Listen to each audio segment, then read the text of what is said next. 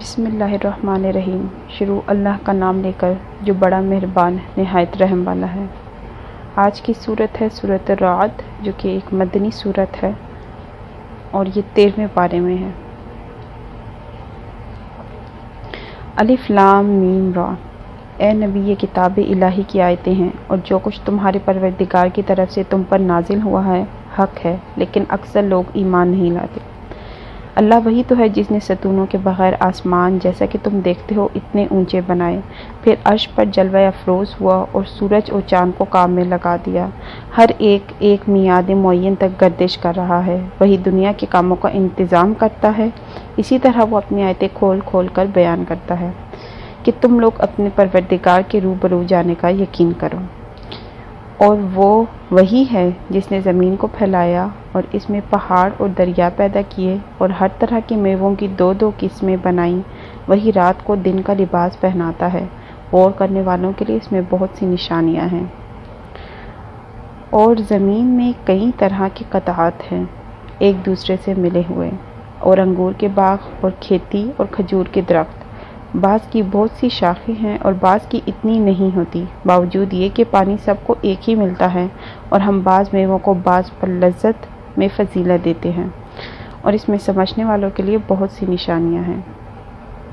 اگر تم عجیب بات سننی چاہو تو کافروں کا یہ کہنا عجیب ہے کہ جب ہم مر کر مٹی ہو جائیں گے تو کیا اثر نو پیدا ہوں گے؟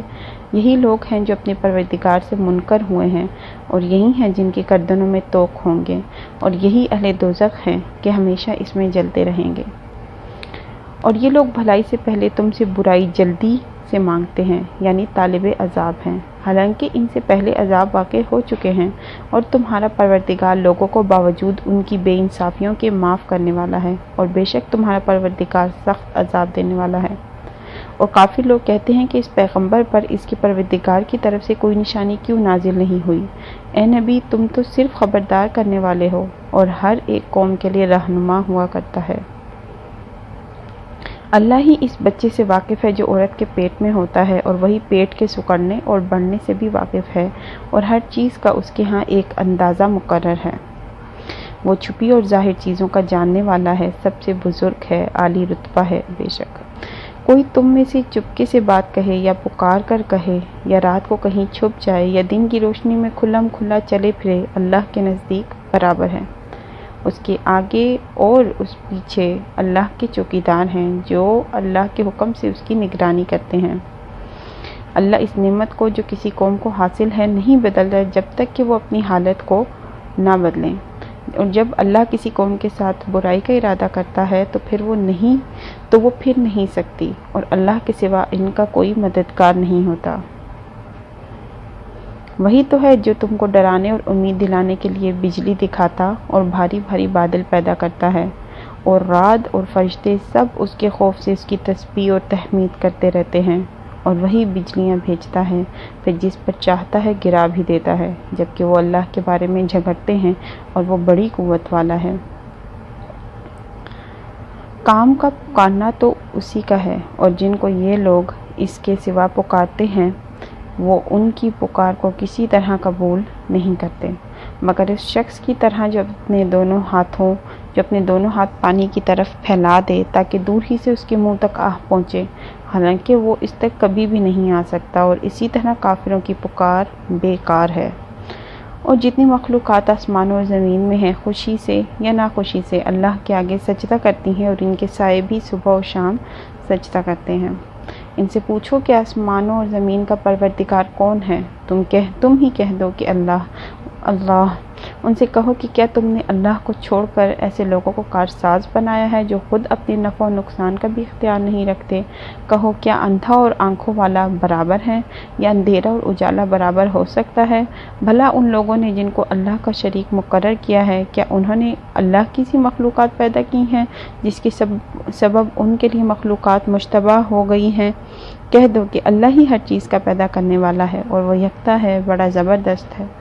بے شک اسی نے آسمان سے می برسایا، پھر اس سے اپنے اندازے کے مطابق نالے بہہ نکلے، پھر پانی پر پھولا ہوا جھاگ آ گیا، اور جس چیز کو زیور یا کوئی اور سامان بنانے کے لیے آگ میں تپاتے ہیں اس میں بھی ایسا ہی جھاگ ہوتا ہے۔ اس طرح اللہ حق و باطل کی مثال بیان فرماتا ہے، سو جھاگ تو سوکھ کر زائل ہو جاتا ہے، اور پانی جو لوگوں کو فائدہ پہنچاتا ہے وہ زمین میں ٹھہرا رہتا ہے۔ اس طرح اللہ صحیح اور غلط کی مثالیں بیان فرماتا ہے تاکہ تم سمجھو۔ جن لوگوں نے اللہ کے حکم کو قبول کیا ان کی حالت بہت بہتر ہوگی، اور جنہوں نے اس کو قبول نہ کیا اگر وہ زمین کے سب خزانے ان کے اختیار میں ہوں تو وہ سب کے سب اور ان کے ساتھ اتنے ہی اور نجات کے بدلے میں صرف کر ڈالیں، مگر نجات کہاں؟ ایسے لوگوں کا حساب بھی برا ہوگا اور ٹھکانہ بھی دوزخ ہے، اور وہ بری جگہ ہے۔ بھلا جو شخص یہ جانتا ہے کہ جو کچھ تمہارے پروردگار کی طرف سے تم پر نازل ہوا ہے حق ہے، وہ اس شخص کی طرح ہے جو اندھا ہے، اور سمجھتے تو وہی ہیں جو عقل مند ہے۔ جو اللہ کے عہد کو پورا کرتے ہیں اور قول و قرار کو نہیں توڑتے، اور جن رشتوں کے جوڑے رکھنے کا اللہ نے حکم دیا ان کو جوڑے رکھتے، اور اپنے پروردگار سے ڈرتے رہتے اور برے حساب سے خوف رکھتے ہیں، اور جو اپنے پروردگار کی خوشنودی حاصل کرنے کے لیے مصائب پر صبر کرتے ہیں اور نماز پڑھتے ہیں، اور جو مال ہم نے ان کو دیا اس میں سے پوشیدہ و ظاہر خرچ کرتے ہیں اور نیکی سے برائی کو دور کرتے ہیں، یہی لوگ ہیں جن کے لیے عاقبت کا گھر ہے،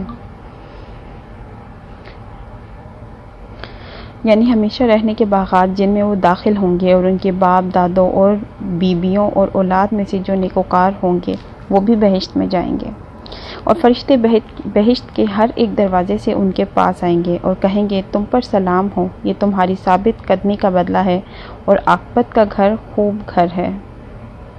اور وہ لوگ جو اللہ سے پختہ عہد کر کے اس کو توڑ ڈالتے ہیں اور جن رشتوں کے جوڑے رکھنے کا اللہ نے حکم دیا ہے ان کو قطع کر دیتے ہیں اور ملک میں فساد کرتے ہیں، ایسوں پر لعنت ہے اور ان کے لیے برا انجام ہے۔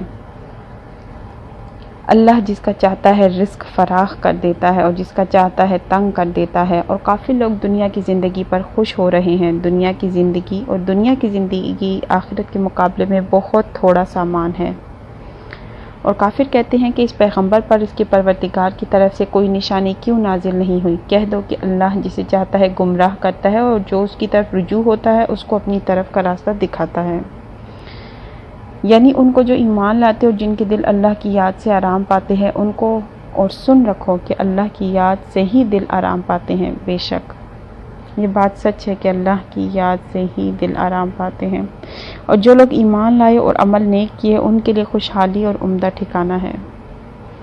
جس طرح ہم پہلے پیغمبر بھیجتے رہے ہیں اسی طرح اے نبی ہم نے تم کو اس امت میں جس سے پہلے بہت سی امتیں گزر چکی ہیں بھیجا ہے تاکہ تم ان کو وہ کتاب جو ہم نے تمہاری طرف بھیجی ہے پڑھ کر سنا دو، اور یہ لوگ رحمان کو نہیں مانتے۔ کہہ دو وہی تو میرا پروردگار ہے، اس کے سوا کوئی معبود نہیں، میں اسی پر بھروسہ رکھتا ہوں اور اسی کی طرف رجوع کرتا ہوں، بے شک۔ اور اگر کوئی قرآن ایسا ہوتا کہ اس کی تاثیر سے پہاڑ چل پڑتے یا زمین پھٹ جاتی یا مردوں سے کلام کر سکتے تو کیا یہ لوگ ایمان لے آتے؟ بات یہ ہے کہ سب باتیں اللہ کے اختیار میں ہیں، تو کیا مومنوں کو اس سے اطمینان نہیں ہوا کہ اگر اللہ چاہتا تو سب لوگوں کو ہدایت کے راستے پر چلا دیتا، اور کافروں پر ہمیشہ ان کے اعمال کے بدلے آفت آتی رہے گی یا ان کے مکانات کے قریب نازل ہوتی رہے گی یہاں تک کہ اللہ کا وعدہ آ پہنچے؟ بے شک اللہ وعدہ خلاف نہیں کرتا، بے شک۔ اور تم سے پہلے بھی رسولوں کے ساتھ تمسخر ہوتے رہے ہیں، تو میں نے کافروں کو مہلت دی، پھر میں نے ان کو پکڑ لیا، سو دیکھ لو کہ میرا عذاب کیسا رہا۔ تو کیا وہ جو ہر شخص کے اعمال کا نگران و نگہبان ہے وہ بتوں کی طرح بے علم و بے خبر ہو سکتا ہے؟ اور ان لوگوں نے اللہ کے شریک مقرر کر رکھے ہیں، ان سے کہو کہ ذرا ان کے نام تو لو، کیا تم اسے ایسی چیزیں بتاتے ہو جو روئے زمین پر ہیں اور اسے معلوم نہیں، یا تم لوگ محض سطحی بات کی تقلید کرتے ہو؟ اصل یہ ہے کہ کافروں کو ان کے فریب خوبصورت معلوم ہوتے ہیں اور وہ ہدایت کے راستے سے روک لیے گئے ہیں، اور جسے اللہ گمراہ رہنے دے اسے کوئی ہدایت کرنے والا نہیں، بے شک۔ ان کو دنیا کی زندگی میں بھی عذاب ہے اور آخرت کا عذاب تو بہت ہی سخت ہے، اور ان کو اللہ کے عذاب سے کوئی بھی بچانے والا نہیں۔ جس جنت کا پرہیزگاروں سے وعدہ کیا گیا ہے اس کی شان یہ ہے کہ اس کے نیچے نہریں بہہ رہی ہیں، اس کے پھل ہمیشہ باقی رہنے والے ہیں اور اس کے سائے بھی۔ یہ ان لوگوں کا انجام ہے جو متقی ہیں، اور کافروں کا انجام دوزخ ہے۔ اور جن لوگوں کو ہم نے کتاب دی ہے وہ اس کتاب سے جو تم پر نازل ہوئی ہے خوش ہوتے ہیں، اور بعض فرقے اس کی بعض باتیں نہیں بھی مانتے۔ کہہ دو کہ مجھ کو یہی حکم ہوا ہے کہ اللہ ہی کی عبادت کروں اور اس کے ساتھ کسی کو شریک نہ بناؤں، میں اسی کی طرف بلاتا ہوں اور اسی کی طرف مجھے لوٹنا ہے۔ اور اسی طرح ہم نے اس قرآن کو عربی کا فرمان بنا کر نازل کیا ہے، اور اگر تم علم آ جانے کے بعد ان لوگوں کی خواہشوں کے پیچھے چلو گے تو اللہ کے سامنے کوئی نہ تمہارا مددگار ہوگا اور نہ کوئی بچانے والا۔ اور اے نبی، ہم نے تم سے پہلے بھی پیغمبر بھیجے تھے اور ان کو بیویاں اور اولاد بھی دی تھی، اور کسی پیغمبر کے اختیار کی بات نہ تھی کہ اللہ کے حکم کے بغیر کوئی نشانی لے آتا۔ ہر حکم قضا کتاب میں لکھا ہوا ہے۔ اللہ جس چیز کو چاہتا ہے مٹا دیتا ہے اور جس کو چاہتا ہے باقی رکھتا ہے، اور اسی کے پاس اصل کتاب ہے۔ اور اگر ہم کوئی عذاب جس کا ان لوگوں سے وعدہ کرتے ہیں تمہیں دکھائیں، یعنی تمہارے روبرو ان پر نازل کریں، یا تمہاری مدت حیات پوری کر دیں، یعنی تمہارے انتقال کے بعد عذاب بھیجیں، تو تمہارا کام ہمارے احکام کا پہنچا دینا ہے اور ہمارا کام حساب لینا ہے۔ کیا انہوں نے نہیں دیکھا کہ ہم زمین کو اس کے کناروں سے گھٹاتے چلے آ رہے ہیں، اور اللہ جیسا چاہتا ہے حکم کرتا ہے، کوئی اس کے حکم کا رد کرنے والا نہیں، اور وہ جلد حساب لینے والا ہے۔ جو لوگ ان سے پہلے تھے وہ بھی بہتری تدبیریں کرتے رہے ہیں، سو تدبیر تو سب اللہ ہی کی ہوتی ہے۔ ہر شخص کو جو کچھ کر رہا ہے اللہ اسے جانتا ہے، ہر شخص جو کچھ کر رہا ہے اللہ اسے جانتا ہے، اور کافر جلد معلوم کر لیں گے کہ آخرت میں اچھا انجام کس کے لیے ہوتا ہے۔ اور کافر لوگ کہتے ہیں کہ تم پیغمبر نہیں ہو، کہہ دو کہ میرے اور تمہارے درمیان اللہ اور وہ شخص جس کے پاس کتاب آسمانی کا علم ہے بطور گواہ کافی ہے۔ صدق اللہ العظیم۔